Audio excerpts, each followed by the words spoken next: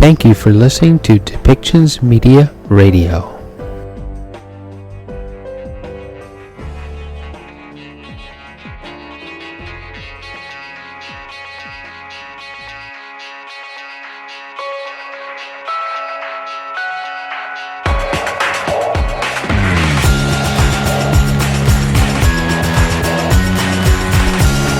Welcome to Policy and Rights, the show about government policy and human rights.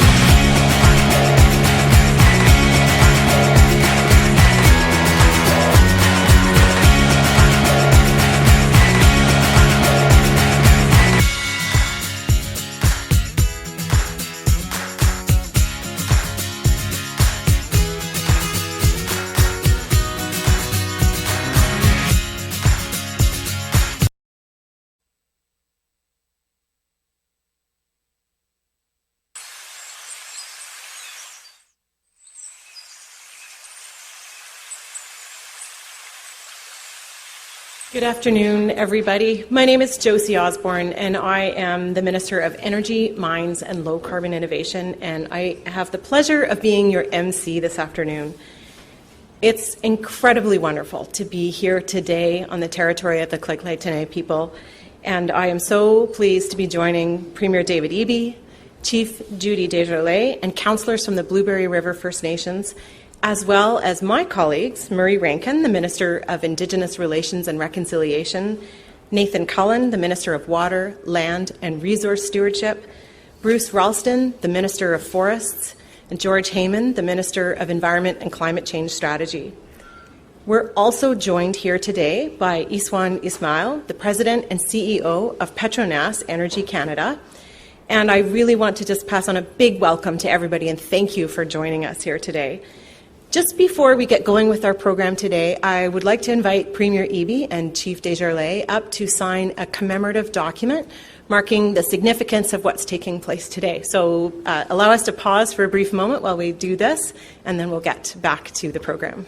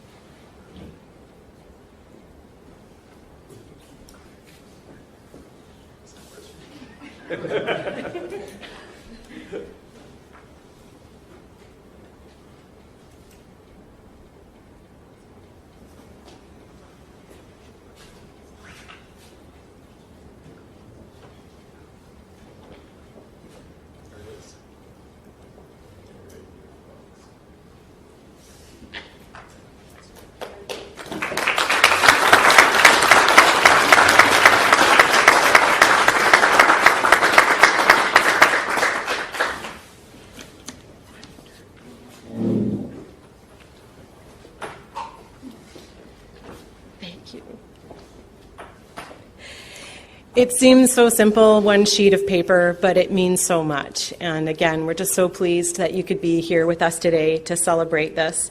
I'd like to start off our program today by inviting our Premier, David Eby, to make some remarks.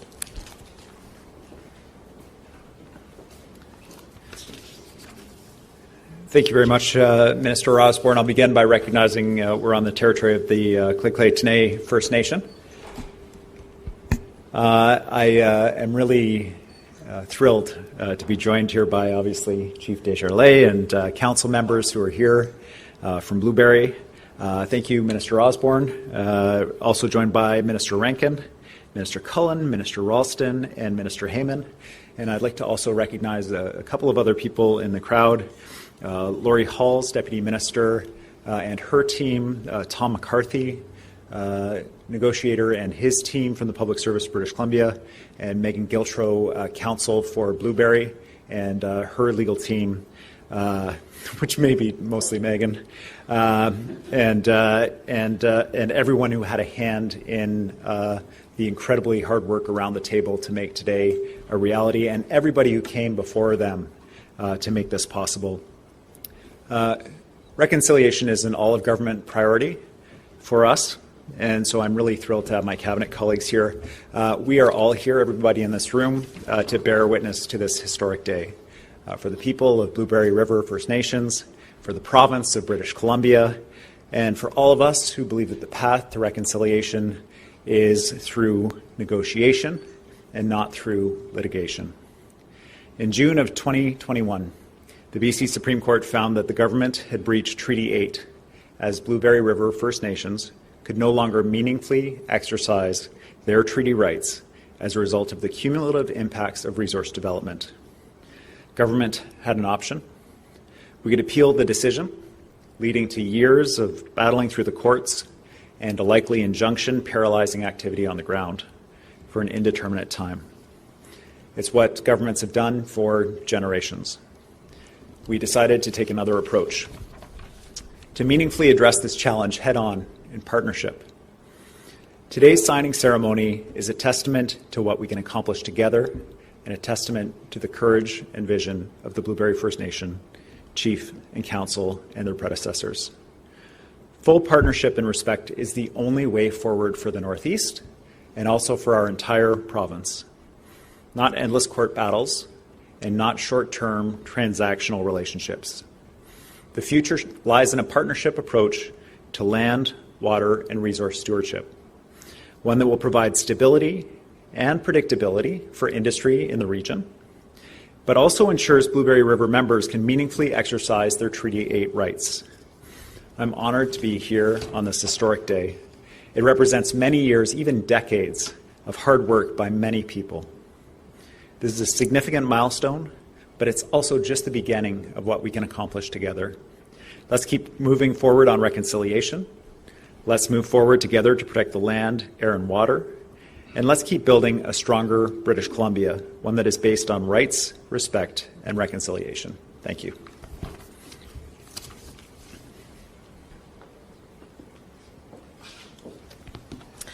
Thank you so much, Premier Eby, and thank you for all your leadership and for your focus on building bridges that move us all forward. There has been truly monumental work that's been done by a great many people who have helped bring us to where we are today. And I am so pleased to now invite one of those people to speak, Chief Judy Desjardins, who I understand will also be providing us with a greeting. Thank you.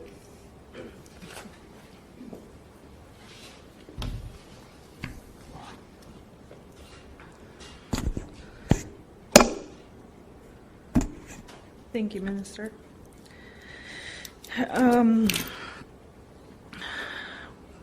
What an historic moment. It's been a very emotional day today. Thinking back to when this case first started and following it as a member and a youth at the time, and a parent with small children, and now a grandparent. I have never dreamed to see this moment. I remember watching or listening to a story from my grandmother years before the case, a couple years before the case had actually taken off. And she had told a story about living off the land, how it was then, how it was diminishing before her eyes. I want to thank the Clé Tenay. It's an honor to be in your territory today. Thank you for your hospitality. Thank you to the Friendship Center for allowing us to be here today and for being so welcoming.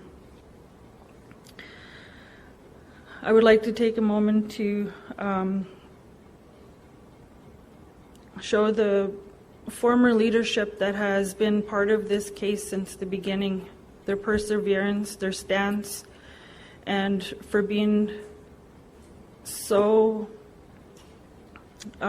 steadfast, I would say, into listening to our elders, their wisdom, their knowledge, and all of their guidance in this whole case and what it means to our people today. The leaders and the former leadership that we have lost and they're no longer with us have contributed greatly into this historic moment. Without their knowledge and guidance, we wouldn't be here today.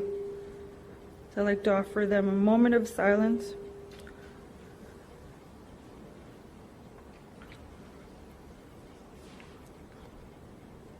It's been a long road, but it means a brighter future for our children, our grandchildren, and the next 7 generations. Tutsei, it's a good day. It's been a long battle of protecting our treaty rights to get here. For generations, our people have watched as the land of which our way of life depends be broken apart piece by piece. And I'm telling you, when I think back to it, before the decimation, the amount of cultural and traditional values that was passed on from our elders, our ancestors, how much they love living and carrying on their traditional practices and passing that on to the generations. My grandmother was one of them. And this moment guarantees that they'll be able to do that for years to come. And our future generations will be able to carry that on. Our members were unable to live off the land and practice their way of life as promised in our treaty, the agreement we held with British Columbia at the time. As decades passed and the situation grew worse, we were told we would never be able to make people see the impacts, listen to us, and cause a change. But with guidance of our elders, our past and present leaders never wavered. I want to take this time to recognize the former chief and council who stood their ground when no one believed in them. They fought for current and future generations to carry on our traditional values. They stood strong through the court case that lasted 7 long years, starting back in 2015, and began the long process of negotiations over the last 18 months to get to where we stand here today.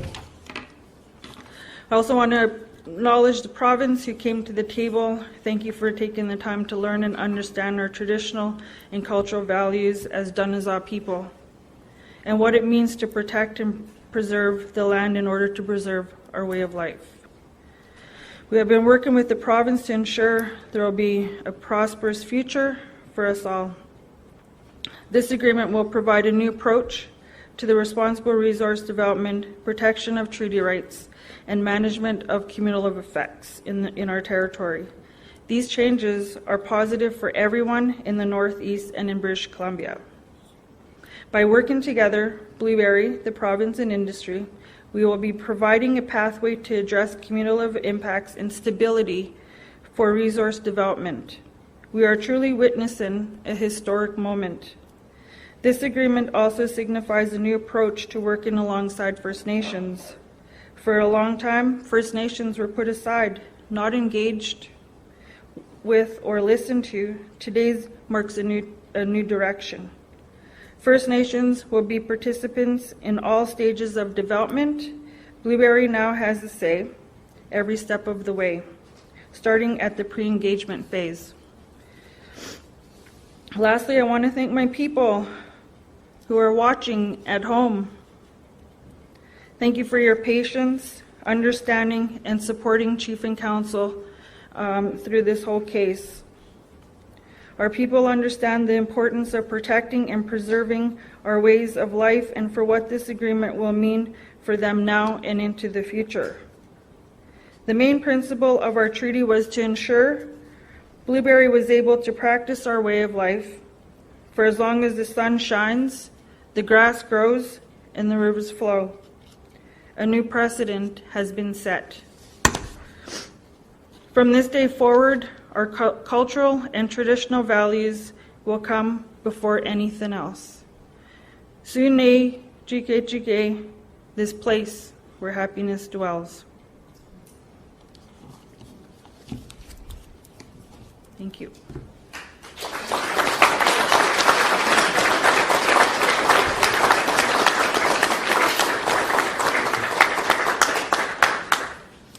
Thank you so much, Chief, for your beautiful words. I've had the privilege of getting to know you a little bit over the last weeks and months, and it has been so enjoyable, and I've learned so much through this process. We've had the opportunity as two leaders to share our goals and learn about each other and learn about what's important in building a relationship and building a foundation of trust so that we can move forward to strengthen the relationship between Blueberry River First Nations and the province. We began our talks while I was the Minister of Land, Water and Resource Stewardship. And Chief, I will continue to walk this path with you alongside my colleagues now in my new role as the Minister of Energy, Mines and Low Carbon Innovation. There is still so much work to do, balancing the protection of treaty rights and healing the land with responsible economic development and stability and predictability in land decisions. It's an approach that honours our commitments to reconciliation and the Declaration of the Rights of Indigenous Peoples Act. And with that, I am pleased to introduce our next speaker, Minister Murray Rankin.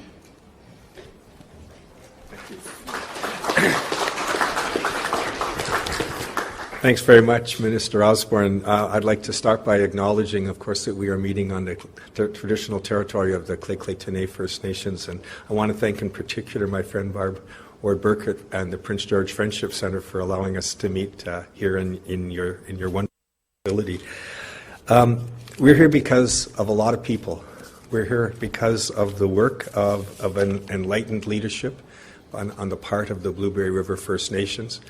We're here because the Premier, then Attorney General David Eby, decided a month after the court case was decided, an historic case, hundreds of pages in length, that we would not appeal, that we would sit down and work out a new arrangement with the people whose territories the oil and gas and forestry and other economic activities have taken place. It was June 21st, 1899, when the Crown signed Treaty 8. It was in the year 1900 when the Blueberry River First Nations adhered to that historic treaty. In several hundred pages, a judge of the BC Supreme Court said that we have not honoured that treaty, that we have breached that treaty, a solemn commitment that was made due to the cumulative impact of oil and gas and forestry and other activities. There has never been a case in the history of Canada for such litigation. Never been a case where a breach of treaty was found as a consequence of that cumulative impact. And we had 18 months of extraordinarily hard work by people of goodwill to get us to where we are today. We didn't appeal, we worked it out, and we're here with an historic agreement that will work to heal the land, that will provide meaningful role for the First Nations affected by oil and gas and forestry activity to work out a planning regime for the future based on protecting the land and healing the land in the future. I think it's an historic day. That's a word that gets thrown around a lot, but I truly believe that it's because of the leadership that you see in front of you that we've achieved this historic event and created a new balance on the land. I commend the leadership of the Blueberry River First Nations and leaders in industry and local government who I see represented here today, who have all put us on a better path, the path to true reconciliation. Thank you.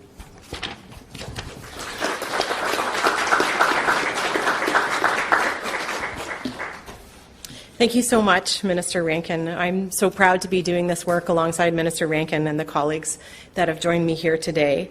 And as Minister Rankin just noted, many people are calling this agreement historic, and it is. It honours a treaty that was signed more than 120 years ago. It ensures protection of treaty rights for a way of life of Blueberry's community and members in a way that we agreed to many years ago. It will lead to healing the land and healing the people, and it ushers in a transformational approach to natural resource development in Blueberry River's territory that opens up collaborative decision-making and stability and predictability for industry seeking to continue development activities. And now I would like to introduce our next speaker, who represents some of those interests, Iswan Ismail, the President and CEO of Petronas Energy Canada. Iswan.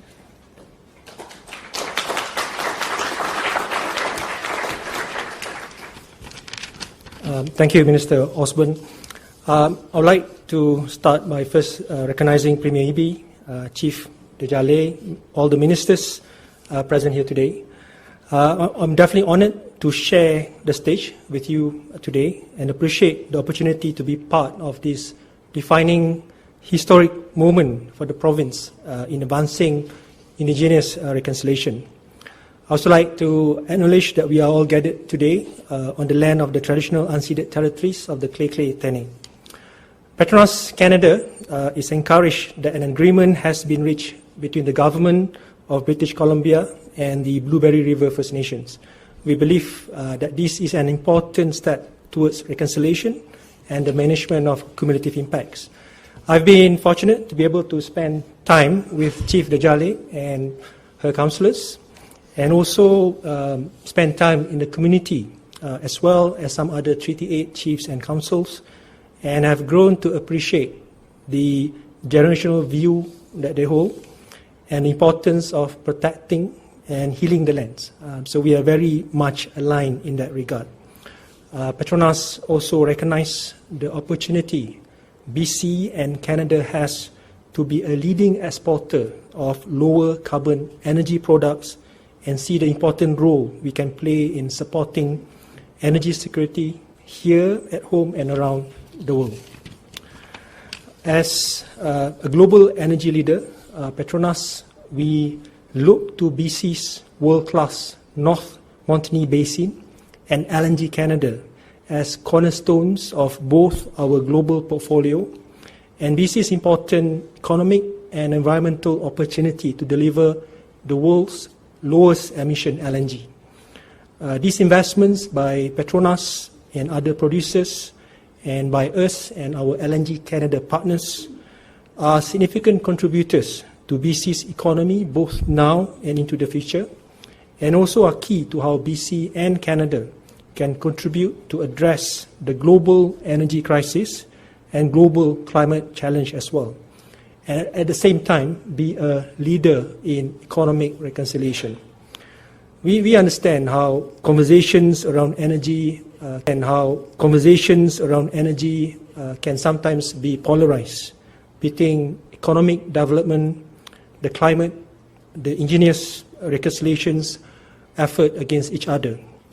But I truly believe that by working together, we can find a balanced path forward, a path where we can be leaders in developing cleaner energy, at the same time strengthening the economy and advancing indigenous reconciliations. Time is of essence to move forward with important investments in clean technology and innovation, including the sustainable development of natural gas and LNG, so that Canada remains an important player in the global energy transition. I feel with this important agreement in place and a plan to manage cumulative impacts, it is our expectation that now the necessary work can now proceed at pace. For Petronas, this will ensure that the gas we deliver to LNG Canada project is responsibly produced right here in BC, benefiting Blueberry River First Nations and other First Nations and the entire province and country.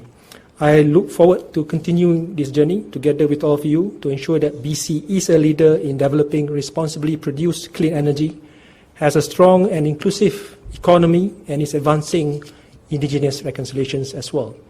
And I look forward for all of us, government, Blueberry River First Nations, other First Nations, industry, and all stakeholders to work collaboratively together to achieve this shared vision. Thank you.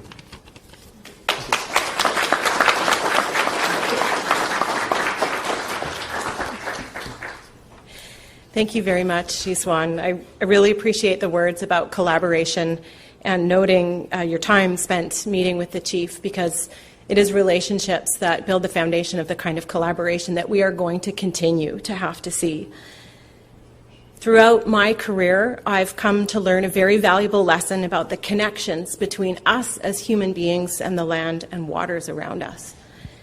The spirit of connection that this agreement breathes life into is what the agreement is about, because above all, the pages of this agreement protect Blueberry's treaty rights. their ability to meaningfully exercise rights to fish, hunt, trap. These pages embody the connection between land and a way of life that they have had for thousands of years. As a government, over the years, we lost our way and we took the wrong path through the decisions that we made. The courts, the government of today, and the respectful work of two incredible teams of people have set us on the right path. It's about honoring a treaty and working together so we can leave the land healthy and productive for future generations. And my wish is that we all leave here today with the belief that we are all treaty people and the certainty of everything that means. My thanks to everybody for joining us today. We are going to open it up for the media, and I will invite Premier Eby back to the podium. Thank you.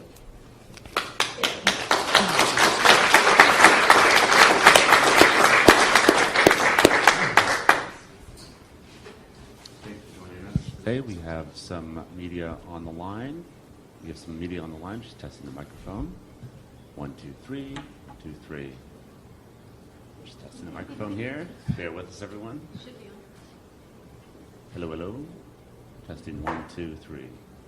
1, 2, 3. 1, 2, 3. Great. Okay. We have, there we are. Thanks everyone for joining us today. We have members of the media on the phone line as well as some here in person. For those on the phone line, please press star 1 to enter the queue to ask a question. Media will be limited to one question and one follow-up. And we're going to begin today with Fran Yanor from the Northern Beat. Go ahead, Fran. Thank you. First of all, congratulations, Chief Desjardins. My question is, Minister Rankin, you referenced that this was the first case that was due to a breach of treaty, a breach of treaty due to cumulative effects. So I'm wondering, Premier, what do you see?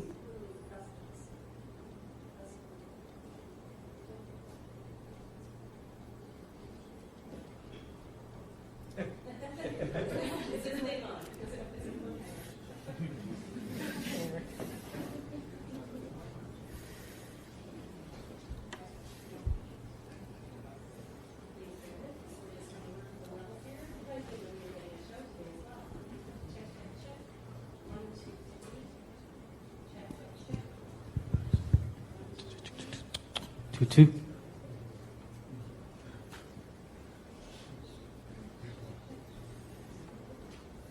Perhaps you can take it from the top, Fran. Congratulations. Minister Rankin, you mentioned that this was the first time that there had been a court case, a breach of treaty due to cumulative effects. But clearly this is precedent-setting in a whole bunch of other ways in terms of the future. So, Premier, I'm wondering, how do you see this unfolding, affecting First Nations, government, industry, and the rest of the province? Thanks, Fran, for the question. I think that for me, this agreement creates momentum for future land use planning agreements across the province with Indigenous people. Every time that we successfully work with a nation to reach agreement on these very difficult and challenging issues, we show that it can be done. And we also show the benefits, not just for the First Nations, but for the broader community, for the entire province, and certainly for the industry as well that depends on certainty on the land. So in that sense, it sets a very important precedent for British Columbia. It is an example to us about it's a validation of our approach. And for other numbered treaties, certainly, and other treaties across Canada, the decision out of the BC Supreme Court, I'm sure, has caught the attention of other governments and other First Nations. But it's also, we know the direction, the way the law is going, and we want to move in a direction of negotiation rather than litigation. And so in many ways, this is precedent-setting and historic, and I find it incredibly exciting that we're moving in this direction and seeing these results. Follow-up, Fran?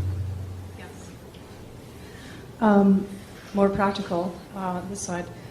necessarily there has been a pause on some of the permitting process during negotiations. Now that, does this agreement, does that sort of open the gate?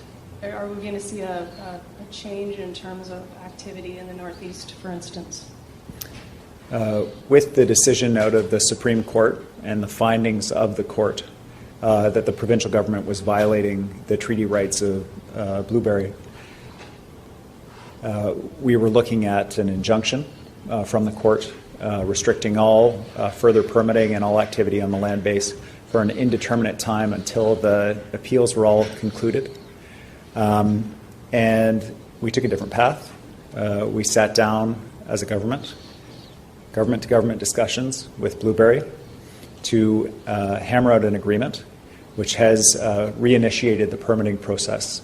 So with the signing of this agreement, permits are again being issued, and activity on the land base is going ahead, but it's going ahead in a different way. It's going ahead around a framework, an interim framework for immediate activity, and a commitment to a long-term land use planning process with all stakeholders, with First Nations, with Blueberry, with the community, with industry, to make sure that we get it right. So this agreement is as much about addressing that pause that was on the permits that are in place as it is about the long-term land use planning that lies ahead. Thank you. Next question, we're going to go to the phone lines with Binder Sajan from CTV News. Go ahead, Binder.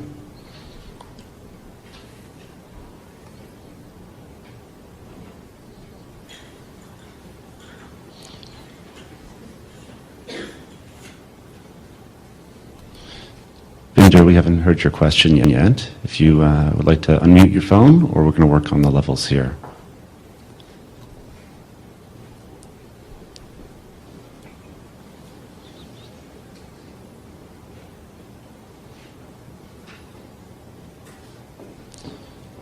Hello?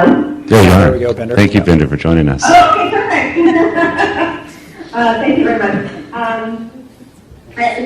Chief Desjardins, I was just saying that I heard your emotion as you were speaking about what this agreement means for the nation and community members.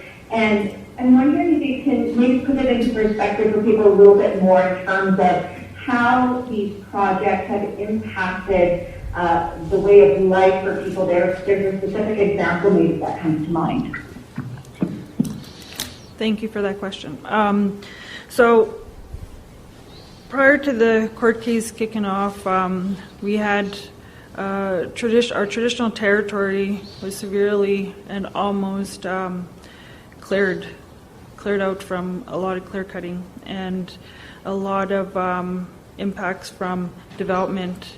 At that time, how things were done is, we were pushed aside, or no one listened to the elders that raised concerns in terms of practice and continuing on our traditional way of life, and one of them was hunting.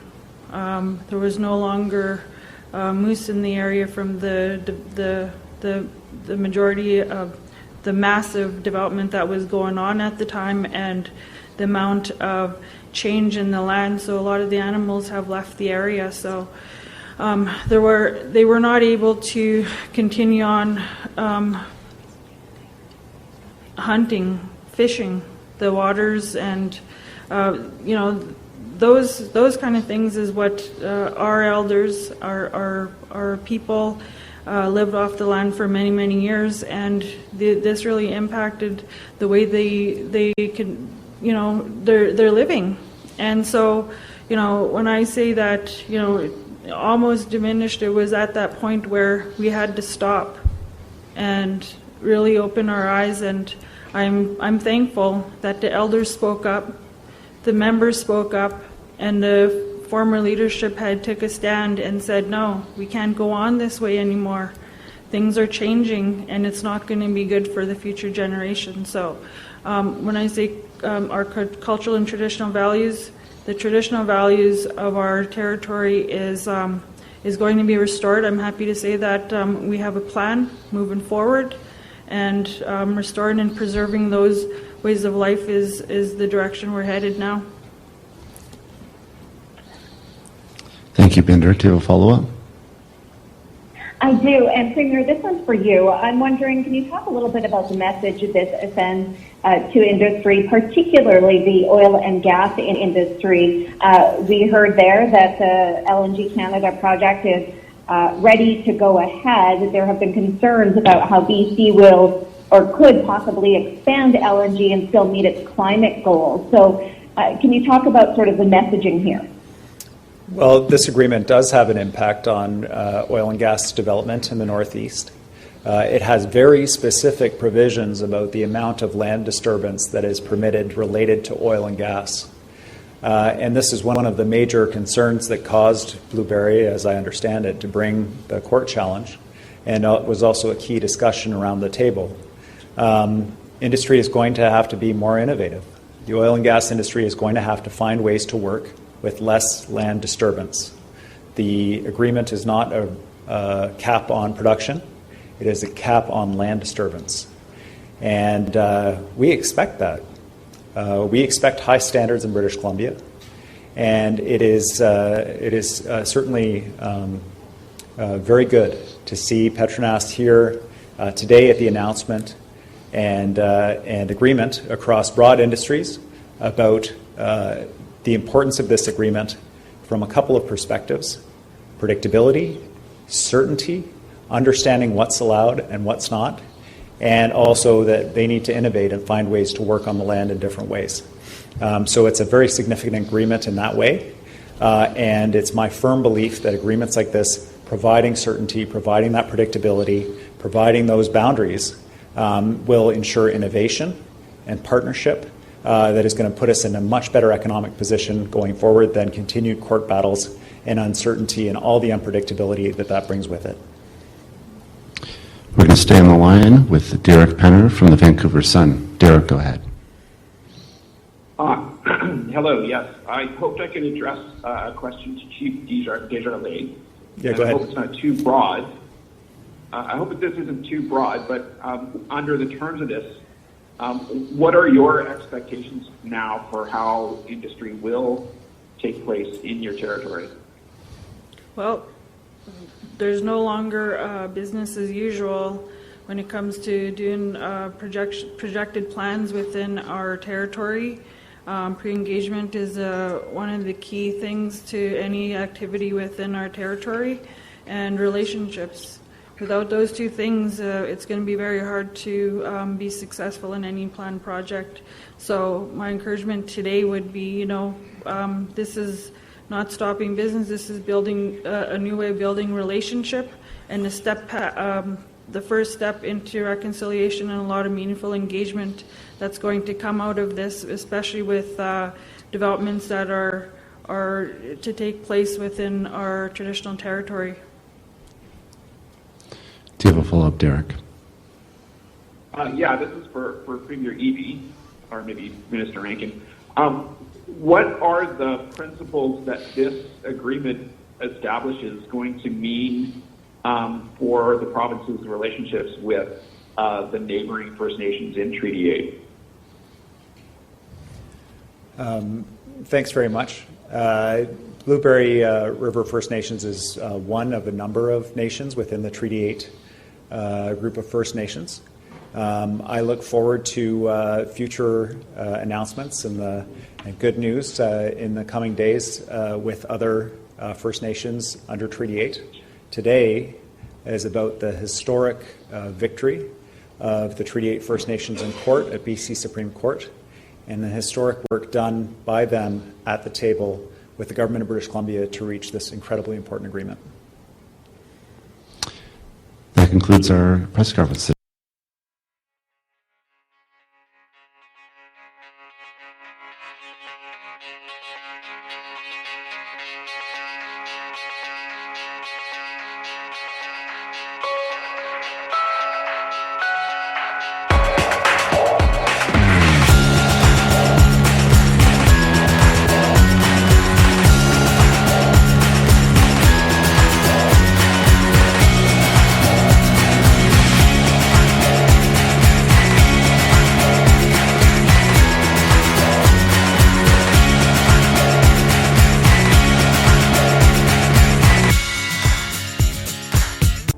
This show has been produced by Depictions Media.